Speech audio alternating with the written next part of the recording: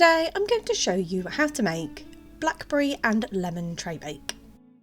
For the cake you will need 300 grams of self-raising flour, 300 grams of caster sugar, 300 grams of margarine or butter, 5 eggs, 2.5 tablespoons of lemon juice, and 300 grams of blackberries. I used frozen that had defrosted, so I just drained some of the juice off that had come away as it defrosted, but you can just use frozen or fresh. Firstly, in a bowl to your margarine, add your sugar and mix until well combined and creamy. Then add your eggs and your lemon juice and mix until well combined.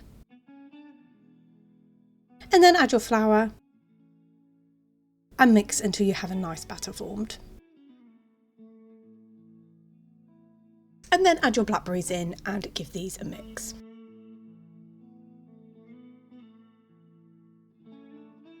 And then you want to take a 33cm by 23cm baking tin and grease and line with baking paper. And then simply add your batter, making sure it's as level as possible.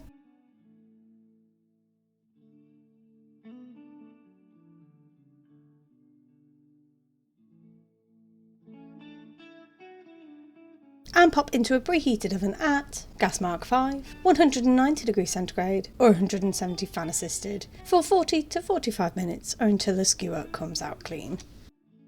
And then for the icing you will need 200 grams of icing sugar and 2 tablespoons of lemon juice. So you simply want to add your lemon juice into your icing sugar and give it a really good mix until well combined and the consistency should coat the back of a spoon. And then while your cake is still warm, you want to put your icing on top, spreading out as evenly as possible. I do this while the cake is warm because it's easier to spread the icing. If the cake is cold, it's a bit tougher to spread basically.